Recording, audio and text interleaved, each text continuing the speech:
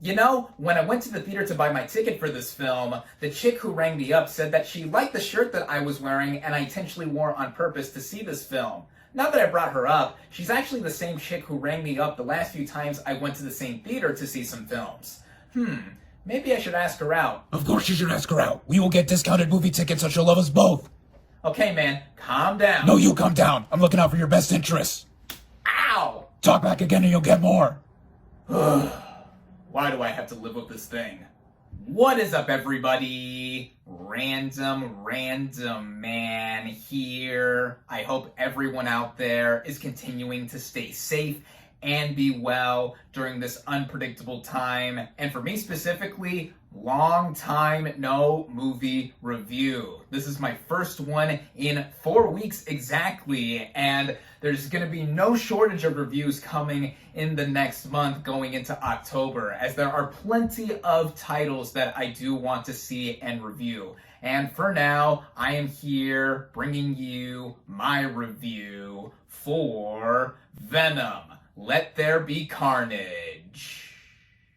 Based on the Marvel Comics characters of the same name, the plot of this superhero film basically follows Eddie Brock, played by Tom Hardy, who tries to reignite his career in journalism by interviewing serial killer Cletus Cassidy, played by Woody Harrelson, who becomes the host of the alien symbiote spawn of Venom named Carnage. Going into this movie, I had moderate expectations. Now, to briefly go over my thoughts on the 2018 first film, I was not a big fan of it. I thought it was mediocre overall, and my expectations going into it were anyway, because I didn't know how a movie based on a Spider-Man villain without Spider-Man in it would work. And for some people, there are pretty ardent fans of the first Venom movie. Most critics panned it anyway, but it ended up making over $800 million at the worldwide box office, so again, it clearly has its fans out there. Again, I was more mixed on the movie, if anything, with some of the good parts I found, including Tom Hardy's performance as both Eddie Brock and Venom, their odd couple style relationship, and the silliness of the movie when the film decided to embrace it as, on the other side of things, in what I thought was bad. It included the plot being convoluted, the pacing being all over, and it just clashing tones with how Eddie Brock and Venom's relationship was more out there, and it also tried to be serious at the same time. But I was looking forward to the sequel more than I was with the original film because of the introduction of its title villain Carnage, yet another Spider-Man villain, and a literal alien spawn off of Venom, and there was a change up in the director's chair. Ruben Fleischer previously directed the first film and only returns here as an executive producer, with Andy Serkis taking over the reins behind the camera. Yes, motion capture actor extraordinaire Andy Serkis, and this is not the first time he has directed a feature film. His directorial debut was the biopic Breathe, starring Andrew Garfield, and afterward he did a film adaptation of Rudyard Kipling's The Jungle Book titled Mowgli, neither of which I've seen, so this is the first time I've seen Serkis direct behind the camera, and that did get me excited to see if he would bring any specific flair with a character like Venom while also introducing Carnage. Luckily for me, I was able to catch this thing at the first public screening of it today, at the time I'm filming this opening day, at 4 o'clock p.m. This is particularly early for a new film being released on a Thursday, though I've noticed that with a lot of Sony titles having earlier screenings on a Thursday before a movie officially opens. So with that, starting out with the cast and their performances, we have Tom Hardy returning as the title anti-hero superhero of sorts, Venom / Eddie Brock, the host of the alien symbiote. Now, like in the first film, I enjoyed him quite a bit here again, especially with the odd couple style relationship that was in the first film, but it's now on full force within the sequel, and it's emphasized even more with both of them butting heads at each other in terms of how they are now living with each other, and also just dealing with the situation of Cletus Cassidy and the eventual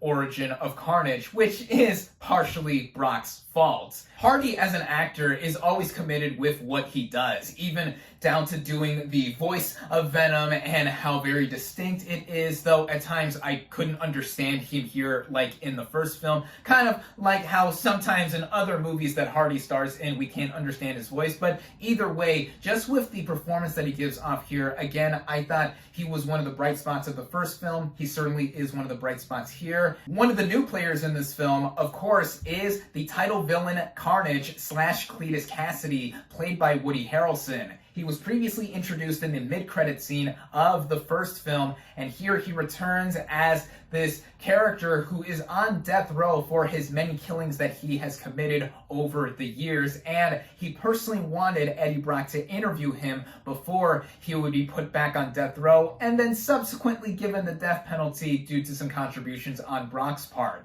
Harrelson, I think, embraces a lot of the crazy that Carnage is associated with, at least of what I knew of the character from previous material that I have absorbed, like the 1990s Spider-Man cartoon and some other video games. Harrelson also brings some natural-born killer vibes here with how he portrays Cassidy. And when he becomes Carnage himself, full symbiote and all, yeah, that is one of the highlights of the movie for sure. And the relationship, or the budding rivalry relationship that he has with Brock / Venom, that's one thing that got a lot of the dichotomy of this movie down. If it had any, this film was not trying to be that deep with what it is encompassing. And then with some other new players here, we have Naomi Harris as Shriek, who is the love interest to Cassidy, who has powerful shrieking abilities. I like Harris as a performer, but I thought she was woefully underutilized here. Her character is mainly seen in the opening flashback sequence with younger versions of her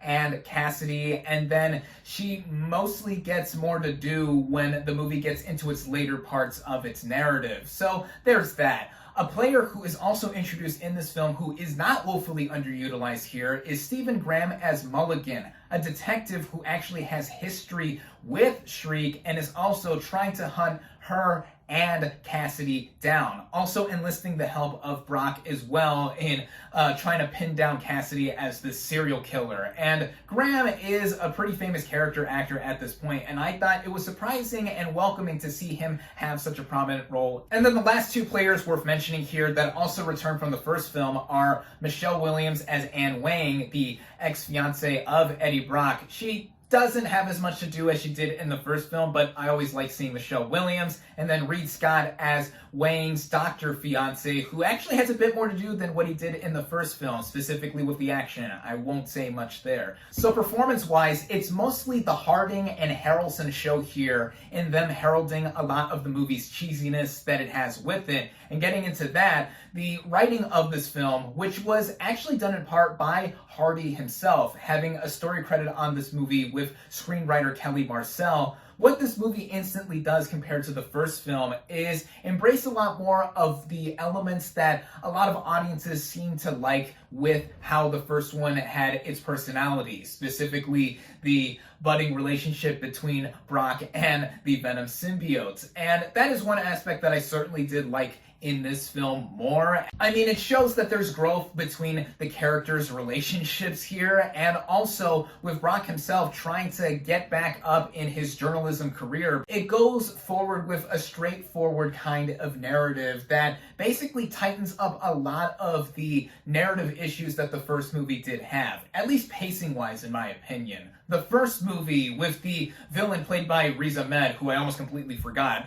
At least he's doing well for himself. He is now Oscar nominated for the superb Sound of Metal, so yeah, he's fine.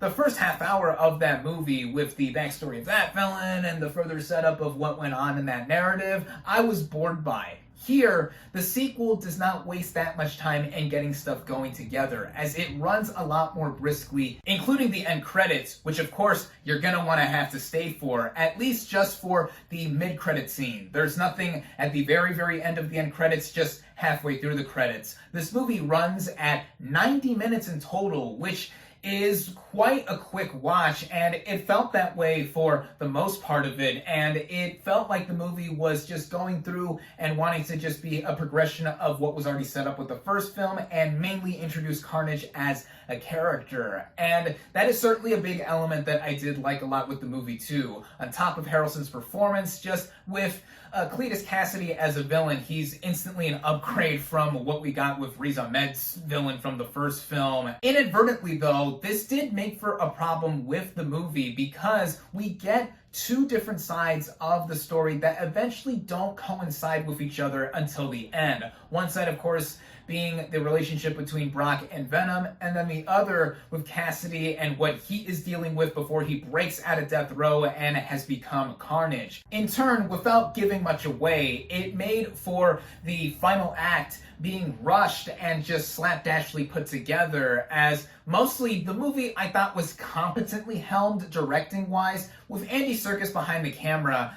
I didn't think he did much stylistically to differentiate it from the first film. It felt like in a lot of ways that the same person was behind the camera doing the first film into the second one, only with it having a tighter story and just getting through with a lot more of the stuff that fans of the first film wanted to see. On a technical scale, this film naturally has a bigger budget compared to the first, and naturally, given the progression of time, has better VFX, at least from what I was able to discern. It wasn't like a dramatic improvement or shift up from the first movie, but with the symbiote powers at play here with Venom and Carnage, and even the powers shown off by Shriek, I thought they were well done. The movie was even shot by Robert Richardson, a frequent collaborator of Quentin Tarantino, which is a cool detail, I guess. The original score was done by Marco Beltrami, and I didn't think much of it. Wasn't too memorable in my opinion, though I did like the song at the end of the movie, playing over the end credits. Last One Standing by Skylar Grey, featuring Polo G, Ghazi, and Eminem. I certainly liked it better than the title track of the first movie done by Eminem. All in all, one's mileage in terms of how they are going to feel about this film is certainly going to vary depending on how you felt about the first Venom film. If you were a fan of it, then there's more here for you to enjoy. If you were not a fan of the first Venom film, like I was not, then I think one could find things in here to enjoy, if only it being a slight improvement overall, at least in the way I felt, as I found it to be okay overall. And yeah, I think that there are things in here that do make for something that is entertaining, for sure. I was never bored. Looking at it as a film on its own, it is one that definitely goes for the no-frills approach in just delivering on stuff that it does say that it's going to deliver, more so on the bare bones, and a little more, nothing more than that, and how it is choppily put together editing-wise, and it just running together really quickly at 90 minutes. So there's that. It's not the worst film I have seen this year, and you could certainly do worse in terms of what to watch or to kill 90 minutes of your time. So with all of that being said and more, in terms of how the current environment is all over the world and stuff, and how you feel about the first film, I cautiously recommend this sequel. My final verdict for Venom, Let There Be Carnage, is 3 out of 5 stars.